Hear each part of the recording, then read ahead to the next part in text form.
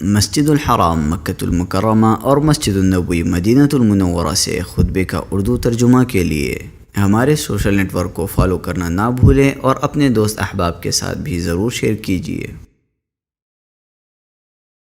خطبہ جمعہ مسجد نبوی شریف بتاریخ 16 صفر 1445 ہجری بمطابق 1 ستمبر 2023 بعنوان خواب اور اس کی تعبیر۔ خطیب فضیلۃ الشیخ ڈاکٹر عبد المحسن القاسم حفظہ اللہ، ترجمہ بآواز عطاء اللہ بن عبد المجید۔ بے شک تمام تعریفیں اللہ تعالیٰ کے لیے ہیں، ہم اس کی حمد کرتے ہیں، اسی سے مدد مانگتے ہیں اور اسی سے بخشش طلب کرتے ہیں۔ ہم اپنے نفس کی برائی اور برے اعمال سے اللہ تعالیٰ کی پناہ چاہتے ہیں۔ جس شخص کو اللہ تعالیٰ ہدایت دے اسے کوئی گمراہ نہیں کر سکتا، اور جسے وہ گمراہ کر دے اسے کوئی ہدایت نہیں دے سکتا۔ اور میں گواہی دیتا ہوں کہ اللہ تعالیٰ کے سوا کوئی سچا معبود نہیں، وہ تنہا ہے، اس کا کوئی شریک نہیں۔ اور میں گواہی دیتا ہوں کہ ہمارے نبی محمد صلی اللہ علیہ وسلم اس کے بندے اور رسول ہیں۔ بہت زیادہ درود و سلام نازل ہوں آپ پر، آپ کے آل پر اور صحابہ کرام پر۔ حمد و صلات کے بعد اللہ کے بندو، اللہ سے ڈرو جس طرح اس سے ڈرنے کا حق ہے، اور خلوت و سرگوشی ہر حال میں اس کی نگرانی کا احساس اپنے دل میں قائم رکھو۔ اے مسلمانوں، اللہ تعالیٰ نے اپنے بندوں کو ظاہری و باطنی کئی قسم کی نعمتوں سے نواز رکھا ہے۔ ان میں سے ظاہری نعمتیں آنکھوں سے دیکھی جا سکتی ہیں، جن میں مثلا مال و متاع اور اطاعت الہیہ کی توفیق وغیرہ شامل ہیں، اور باطنی نعمتیں وہ ہیں جو انسان اپنے نفس کے اندر محسوس کرتا ہے، جن میں ذات الہی کے بارے علم اور انسان سے جو آفتیں اور مصیبتیں اللہ تعالیٰ دور کر دیتا ہے وغیرہ، سب اس میں شامل ہیں۔ اور اللہ سبحانہ و تعالیٰ نے اپنی حکمت سے علم غیب کو مخلوق سے اجر رکھا ہے، جس کا علم اس نے صرف اپنے پیغمبروں کو عطا کر رکھا ہے۔ بصورت دیگر اس علم غیب کی معرفت کا کوئی اور راستہ نہیں ہے۔ ارشاد باری تعالیٰ ہے، وہ غیب کو جاننے والا ہے، بس اپنے غیب پر کسی کو مطلع نہیں کرتا سوائے اس کے جسے وہ بطور رسول چن لیتا ہے تو اس کے آگے پیچھے پہرا لگا دیتا ہے۔ چنانچہ اللہ تعالیٰ کی باطنی و پوشیدہ نعمتوں میں سے اور اس کی حیرت انگیز کاریگری کے عجائبات میں سے ہے کہ اس نے غیب کی کچھ باتوں کی معرفت کے لیے نبوت کا کچھ حصہ باقی رکھا ہوا ہے۔ وہ اپنے بندوں میں سے جسے چاہتا ہے خواب کے ذریعے انہیں اس سے باخبر کر دیتا ہے، جیسا کہ نبی صلی اللہ علیہ وسلم نے ارشاد فرمایا، نبوت میں سے اب صرف مبشرات باقی رہ گئی ہیں۔ صحابہ نے پوچھا مبشرات کیا ہے؟ نبی کریم صلی اللہ علیہ وسلم نے فرمایا اچھے خواب۔ اسے بخاری نے روایت کیا ہے۔ تو ان خوابوں میں اللہ تعالیٰ کی باریک بینی اور بے مثال قدرت کا اظہار ہے، جس سے مومن کا ایمان بڑھ جاتا ہے اور اسے ماضی حال اور مستقبل کی ایسی خبروں اور حالات کا علم ہو جاتا ہے جو اسے کاہنوں اور نجومیوں کے دجل و فریب اور جھوٹ سے بے نیاز کر دیتے ہیں۔ اور یہ خواب خیر و بھلائی پر ترغیب، شر و فساد سے بچنے پر تنبیہ، خوشخبریاں دینے اور ڈرانے پر مشتمل ہوتے ہیں۔ جب لوگوں کی زندگی میں خوابوں کا یہ عالم ہے بکثرت وقوع پذیر ہوتے رہتے ہیں، اور خواب بیان کرنے میں افراط و تفریط کے اعتبار سے لوگوں کی کئی قسمیں ہیں، تو نصوص شرعیہ نے ان حالات کو کھول کر بیان کر دیا ہے۔ پیغمبروں کے خوابوں کا عالم ہی الگ ہوتا ہے جو سخت ترین آزمائشوں اور کٹھن حالات و واقعات سے متعلقہ ہوتے ہیں، اور دوسرے لوگوں سے ہٹ کر خاص ان کے لیے وہ خواب وحی کی حیثیت رکھتے ہیں۔ جیسا کہ ابراہیم علیہ السلام نے اسماعیل علیہ السلام سے کہا، اے میرے بیٹے، میں نے خواب میں دیکھا ہے کہ میں تمہیں ذبح کر رہا ہوں۔ اللہ تعالیٰ نے خواب کی تصدیق اور اپنے پروردگار کی حکم کی تعمیل کی وجہ سے ابراہیم علیہ السلام کا مقام و مرتبہ بلند کر دیا اور نسل در نسل ان کے ذکر خیر کو دوام عطا فرما دیا، جیسا کہ ارشاد باری تعالیٰ ہے، اور پیچھے آنے والوں میں اس کے لیے یہ بات چھوڑ دی کہ ابراہیم پر سلام ہو، ہم اسی طرح نیکی کرنے والوں کو بدلہ عطا کرتے ہیں۔ اور یوسف علیہ السلام کی زندگی کی ابتدا ہی خواب سے ہوتی ہے، جیسا کہ ارشاد باری تعالیٰ ہے، اے میرے باپ، بے شک میں نے 11 ستاروں اور سورج اور چاند کو دیکھا ہے، میں نے انہیں دیکھا کہ وہ مجھے سجدہ کرنے والے ہیں۔ اور یہ خواب کس شان و شوکت کے ساتھ پورا ہوا؟ ارشاد باری تعالیٰ ہے، اور اس نے اپنے ماں باپ کو تخت پر اونچا بٹھایا اور وہ اس کے لیے سجدہ کرتے ہوئے گر پڑے۔ اور غزوہ بدر میں اللہ تعالیٰ نے اپنے نبی کو خواب میں ہی نصرت و تائید اور اپنی مدد دکھا دی، جو مسلمانوں کے لیے ثابت قدمی کا پیش خیمہ بنی۔ ارشاد باری تعالیٰ ہے، جب اللہ تجھے تیرے خواب میں دکھا رہا تھا کہ وہ تھوڑے ہیں، اور اگر وہ تجھے دکھاتا کہ وہ بہت ہیں، تو تم ضرور ہمت ہار جاتے اور ضرور اس معاملے میں آپس میں جھگڑ پڑتے، اور لیکن اللہ نے سلامت رکھا۔ اور غزوہ حدیبیہ کے موقع پر اللہ تعالیٰ نے اپنے نبی کو خواب میں فتح مکہ دکھا دی، جو صحابہ کرام کے لیے بشارت و خوشخبری کی نوید بنی۔ ارشاد باری تعالیٰ ہے، بلا شبہ یقیناً اللہ تعالیٰ نے اپنے رسول کو خواب میں حق کے ساتھ سچی خبر دی کہ تم مسجد حرام میں ضرور بھی ضرور داخل ہوگے اگر اللہ نے چاہا، امن کی حالت میں اپنے سر منڈواتے ہوئے اور کتراتے ہوئے، ڈرتے نہیں ہوں گے۔ اس امت کے لیے خیر و بھلائی کا آغاز اور روشنی کی کرنیں جب خواب ہی کے ذریعے پھوٹی، جیسا کہ عائشہ رضی اللہ تعالی عنہا فرماتی ہیں کہ نبی کریم صلی اللہ علیہ وسلم پر وحی کا ابتدائی دور اچھے سچے پاکیزہ خوابوں سے ہوا۔ آپ صلی اللہ علیہ وسلم خواب میں جو کچھ دیکھتے وہ صبح کی روشنی کی طرح صحیح اور سچ ثابت ہوتا۔ اسے امام بخاری اور مسلم نے روایت کیا ہے۔ آپ صلی اللہ علیہ وسلم خوابوں کو خاصی اہمیت دیتے اور ان کی تعبیر کیا کرتے۔ جب آپ صلی اللہ علیہ وسلم صبح کی نماز سے فارغ ہوتے تو صحابہ کرام کی جانب متوجہ ہو کر یہ سوال کرتے کہ گزشتہ رات تم میں سے کسی نے خواب دیکھا ہے؟ اسے امام بخاری اور مسلم نے روایت کیا ہے۔ اور آذان کی تو مشروعیت ہی ایک صحابی عبداللہ بن زید رضی اللہ تعالی عنہ کے خواب سے ہوئی، جب نبی صلی اللہ علیہ وسلم نے اس کی تصدیق کر دی۔ صحابی کہتے ہیں کہ میں صبح کے وقت نبی کریم صلی اللہ علیہ وسلم کے پاس آیا اور میں نے جو خواب دیکھا تھا بیان کیا۔ آپ صلی اللہ علیہ وسلم نے فرمایا بے شک یہ ایک سچا خواب ہے اگر اللہ نے چاہا۔ پھر آپ صلی اللہ علیہ وسلم نے فرمایا تو بلال کے ساتھ کھڑا ہو اور اسے وہ کلمات بتلا جو تو نے خواب میں دیکھے ہیں اور وہ ان کے ساتھ اذان دے گا۔ اسے امام احمد نے روایت کیا ہے۔ اور ایک مومن خواب دیکھ کر خوش تو ہوتا ہے لیکن یہ خواب اسے دھوکے میں مبتلا نہیں کر سکتا اور یہ نبوت کا حصہ ہوتا ہے، جیسا کہ نبی صلی اللہ علیہ وسلم نے ارشاد فرمایا مومن کا خواب نبوت کا 46واں حصہ ہوتا ہے۔ اسے بخاری اور مسلم نے روایت کیا ہے۔ ابن عبد البر رحمہ اللہ فرماتے ہیں صحابہ و تابعین میں سے ہدایت والے ائمہ کرام اور بعد میں آنے والے مسلمانوں کے اہل سنہ والجماعت میں سے تمام علماء کا اس خواب پر ایمان لانے کے حوالے سے اجماع ہے۔ خواب کئی قسم کے ہوتے ہیں، ان میں سے ایک قسم ایسی ہے جو برحق بھی ہوتی ہے اور اس کا وقوع پذیر ہونا بھی یقینی ہوتا ہے، اور دو قسمیں باطل ہوتی ہیں، جیسا کہ نبی صلی اللہ علیہ وسلم نے ارشاد فرمایا خواب 3 طرح کے ہوتے ہیں۔ اچھا خواب اللہ کی طرف سے خوشخبری ہوتی ہے، ایک خواب شیطان کی طرف سے غمگین کرنے والا ہوتا ہے، اور ایک وہ خواب جس میں انسان خود اپنے آپ سے بات کر رہا ہوتا ہے۔ اسے امام مسلم نے روایت کیا ہے۔ امام احمد رحمہ اللہ فرماتے ہیں اللہ تعالیٰ کی طرف سے برحق خواب تب ہوتا ہے جب صاحب خواب پراگندہ خیالات نہ دیکھے، بالکل ٹھیک ٹھیک کسی عالم کو بیان کرے اور وہ عالم اس کی بالکل صحیح تعبیر کرے اور اس میں کوئی تحریف سے کام نہ لے۔ اللہ تعالیٰ نے ہمارے نبی کو محفوظ رکھا ہے، شیطان آپ کی صورت اختیار نہیں کر سکتا۔ چنانچہ جس نے نبی صلی اللہ علیہ وسلم کو خواب میں دیکھا تو گویا اس نے حقیقت میں آپ صلی اللہ علیہ وسلم کی زیارت کی، جیسا کہ آپ صلی اللہ علیہ وسلم نے ارشاد فرمایا جس نے مجھے خواب میں دیکھا اس نے سچا خواب دیکھا، کیونکہ شیطان میری صورت اختیار نہیں کر سکتا۔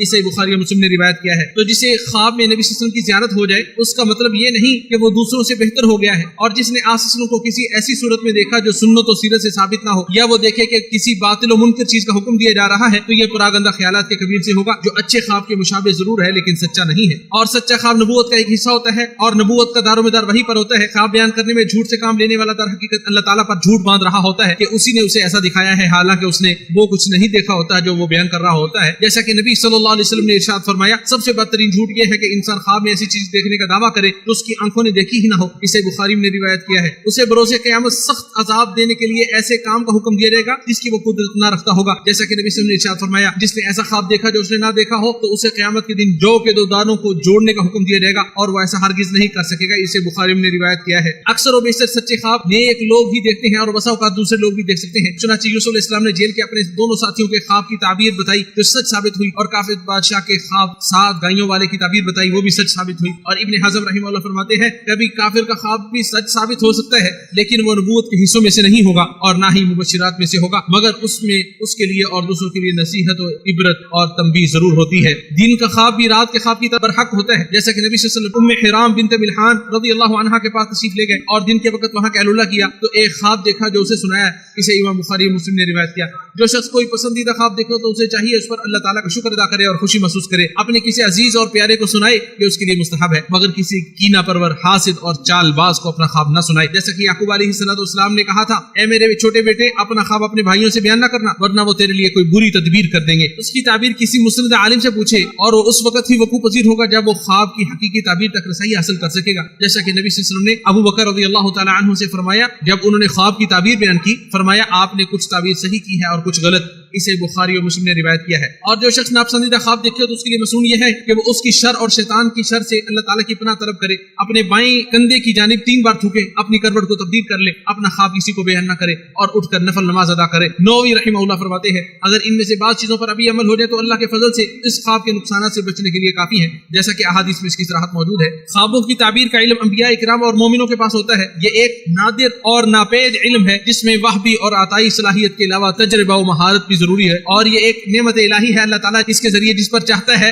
احسان کرتا ہے، جیسا کہ اللہ تعالیٰ نے یوسف علیہ السلام کی بابت خبر دیتے ہوئے فرمایا اور تاکہ ہم انہیں خوابوں کی تعبیر کا علم دیں۔ خوابوں کی تعبیر بتانا ایک فتویٰ ہے جو کسی کے لیے جائز نہیں ہے کہ بغیر علم کے اس میں دخل اندازی کرے، جیسا کہ یوسف علیہ السلام نے جیل کے دونوں نوجوانوں سے فرمایا اس کام کا فیصلہ کر دیا گیا ہے جس کے بارے میں تم پوچھ رہے ہو۔ بادشاہ نے کہا اے سرداروں مجھے میرے خواب کے بارے میں بتاؤ۔ ایک نوجوان نے یوسف علیہ السلام سے کہا ہمیں 7 موٹی گائیوں کی تعبیر بتائیے۔ خواب کی تعبیر قیاس، تشبیہ و تمثیل اور عقلی چیزوں کو حصی شمار کرنے کے اعتبار سے ہوتی ہے۔ ابن قیم رحمہ اللہ فرماتے ہیں قرآن کی تمام مثالیں علم تعبیر کے اصول و قواعد پر مشتمل ہیں جنہیں وہی جان سکتا ہے جو بطریق احسن ان سے استدلال کر سکتا ہو۔ اسی طرح قرآن کا فہم رکھنے والا شخص بھی اس کے ذریعے بہت اچھی تعبیر کر سکتا ہے، اور علم تعبیر کے اس صحیح اصول و ضوابط قرآن کے تاقچے سے ہی اخذ کیے گئے ہیں۔ جو شخص خوابوں کی تعبیر کا ذوق و شوق رکھتا ہو تو اسے چاہیے کہ وہ اس فن کے ماہر اہل علم کا انتخاب کرے۔ خوابوں کی تعبیر میں کودنے والا ہر شخص اچھی تعبیر نہیں کر سکتا اور نہ ہی تعبیروں والی کتابوں کاموں پر اکتفا کرنے والا شخص ہی معبر ہو سکتا ہے، بلکہ مختلف لوگوں، جگہوں اور اوقات کے اعتبار سے خوابوں کی تعبیر بھی مختلف ہوتی ہے۔ بس اوقات ایک ہی خواب دو شخصوں کو آتا ہے اور ہر شخص کے اعتبار سے اس کی تعبیر بھی مختلف ہوتی ہے۔ امام مالک رحمہ اللہ سے پوچھا گیا کہ ہر شخص خوابوں کی تعبیر کر سکتا ہے؟ تو انہوں نے کہا کیا نبوت کوئی کھیل تماشا ہے؟ جس شخص کو اللہ تعالیٰ اچھی تعبیر کرنے کا علم عطا فرما دے تو اسے چاہیے وہ تقوی الہی کو لازم پکڑے، ریاکاری اور شہرت کی ہوس سے دور رہے، اپنے پروردگار سے درستی اور استعانت و مدد مانگتا رہے اور خود پسندی سے بچے، کیونکہ اس کے ذریعے نعمتیں چھن جاتی ہیں، اور اس نعمت پر اللہ تعالیٰ کی حمد و ثنا بھی بیان کرے۔ جیسا کہ یوسف علیہ السلام نے نعمت الہی پر شکر ادا کرتے ہوئے کہا اے میرے رب تو نے مجھے بادشاہت عطا کی اور خوابوں کی تعبیر کا علم دیا۔ مفتی، معبر اور ڈاکٹر لوگوں کے خفیہ رازوں اور بھیدوں سے واقف ہوتے ہیں، ان کے علاوہ دیگر لوگوں کو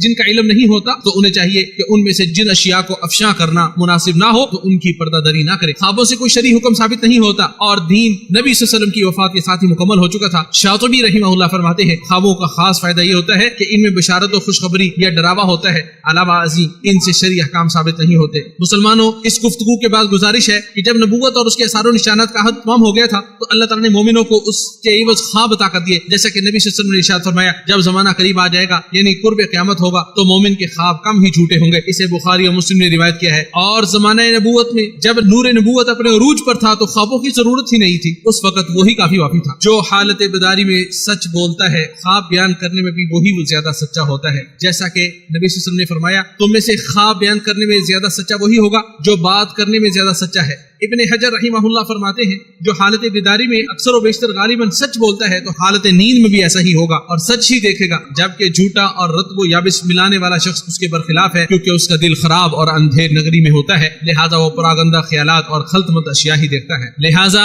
باتوں میں سچائی کو لازم پکڑیے، تقوی الہی کے ساتھ چمٹ جائیے، آپ دنیا و آخرت کی خیر و بلائی سمیٹنے میں کامیاب ہو جاؤ گے۔ ارشاد باری تعالیٰ ہے اور اس نے اپنے ماں باپ کو تخت پر اونچا بٹھایا اور وہ اس کے لیے سجدہ کرتے ہوئے گر پڑے اور اس نے کہا اے میرے باپ یہ میرے پہلے خواب کی تعبیر ہے، بے شک میرے رب نے اسے سچا کر دیا ہے۔ اللہ تعالیٰ میرے اور آپ کے لیے قرآن عظیم کو باعث برکت بنائے، مجھے اور آپ کو اس کی آیات سے نفع پہنچائے۔ میں اپنی یہ بات مکمل کرتا ہوں، اپنے لیے اور آپ سب کے لیے استغفار کرتا ہوں۔ آپ سب مل کر استغفار کرو، بے شک وہ بہت بخشنے والا مہربان ہے۔ تمام تعریفیں اللہ تعالیٰ کے لیے ہیں، اس کے احسانات پر، اور ہر طرح کا شکر ہے اس کی توفیق اور انعامات پر۔ میں اللہ تعالیٰ کی عظمت شان کا اعتراف کرتے ہوئے گواہی دیتا ہوں کہ اس کے سوا کوئی معبود برحق نہیں، وہ تنہا ہے، اس کا کوئی شریک نہیں، اور میں گواہی دیتا ہوں کہ محمد صلی اللہ علیہ وسلم اس کے بندے اور رسول ہیں۔ بے شمار درود و سلام نازل ہوں آپ پر، آپ کی آل اور صحابہ کرام پر۔ مسلمانوں، سچا خواب بہر صورت واقع ہو کر رہتا ہے، خواہ اس کی تعبیر کی جائے یا نہ کی جائے۔ جیسا کہ یعقوب علیہ السلام نے یوسف علیہ السلام سے کہا اپنا خواب مت بیان کیجیے، اس کے باوجود وہ پورا بھی ہو گیا۔ اور رہی بات اس کے پورا ہونے کے وقت کی تو کبھی وہ بر وقت پورا ہو جاتا ہے اور کبھی وہ تھوڑا یا زیادہ لیٹ بھی ہو سکتا ہے۔ عبداللہ بن شداد رحمہ اللہ فرماتے ہیں یوسف علیہ السلام کا خواب 40 سال کے بعد پورا ہوا اور یہ خواب پورا ہونے کی آخری حد ہے۔ ایک مسلمان کا یہ عقیدہ ہونا چاہیے کہ جو اللہ تعالیٰ نے اس کے لیے فیصلہ کر دیا ہے، ہاں وہ جلدی ہے یا لیٹ، تو اسی میں ہی اس کے لیے بہتری ہے۔ پھر یہ جان لیجئے کہ اللہ تعالیٰ نے آپ سب کو اپنے نبی صلی اللہ علیہ وسلم پر درود و سلام بھیجنے کا حکم دیا ہے۔ چنانچہ قرآن کریم میں ارشاد باری تعالیٰ ہے اللہ تعالیٰ اور اس کے فرشتے نبی صلی اللہ علیہ وسلم پر درود بھیجتے ہیں، اے ایمان والو تم بھی ان پر درود بھیجو اور خوب سلام بھی بھیجتے رہا کرو۔ اے اللہ ہمارے نبی محمد صلی اللہ علیہ وسلم پر درود و سلام اور برکت نازل فرما۔ اے اللہ خلفائے راشدین ابو بکر و عمر عثمان و علی رضی اللہ عنہم سے راضی ہو جا، جنہوں نے حق و انصاف کے ساتھ فیصلے کیے، بلکہ تمام صحابہ کرام سے راضی ہو جا اور اپنے جود و کرم کی بارش کرتے ہوئے ان کے ساتھ ساتھ ہم سے بھی راضی ہو جا۔ اے سب سے زیادہ عزت و افضائی کرنے والے، اے اللہ اسلام اور مسلمانوں کو عزت و غلبہ عطا فرما، شرک اور مشرکوں کو ذلیل فرما، دشمنان دین کو تہس نہس کر دے۔ اے اللہ اس ملک اور تمام اسلامی ممالک کو امن و امان اور خوشحالی کا گہوارہ بنا دے۔ اے اللہ ہمارے امام اور ان کے ولیعہد کو اپنے پسندیدہ امور کی توفیق عطا فرما، نیکی و تقوی کے کاموں پر لگا دے اور ان کے ذریعے اسلام اور مسلمانوں کو فائدہ پہنچا۔ اے سارے جہانوں کے پالنہار، تو مسلمانوں کے تمام حکمرانوں کو قرآن پر عمل کرنے اور تیری شریعت کو لاگو کرنے کی توفیق عطا فرما۔ ارشاد باری تعالیٰ ہے اے ہمارے پروردگار ہمیں دنیا میں نیکی اور آخرت میں بھی بھلائی عطا فرما اور عذاب جہنم سے نجات عطا فرما۔ اے ہمارے پروردگار ہم نے بڑا نقصان کیا اور اگر تو ہماری مغفرت نہ کرے گا اور ہم پر رحم نہ کرے گا تو واقعی ہم نقصان پانے والوں میں سے ہو جائیں گے۔ اللہ کے بندو، اللہ تعالیٰ عدل کا، بھلائی کا اور قرابت داروں کو مالی تعاون دینے کا حکم دیتا ہے اور بے حیائی کے کاموں، ناشائستہ حرکتوں اور ظلم و زیادتی سے روکتا ہے۔ وہ خود تمہیں نصیحت کر رہا ہے کہ تم نصیحت حاصل کرو۔ وہ اللہ جو عظمت و جلال والا ہے، اسے یاد کرو، وہ تمہیں یاد کرے گا، اور اس کی نعمتوں پر اس کا شکر ادا کرو، وہ تمہیں اور زیادہ عطا کرے گا۔ بے شک اللہ کا ذکر بہت بڑی چیز ہے، جو کچھ تم کر رہے ہو اللہ تعالیٰ اس سے باخبر ہے۔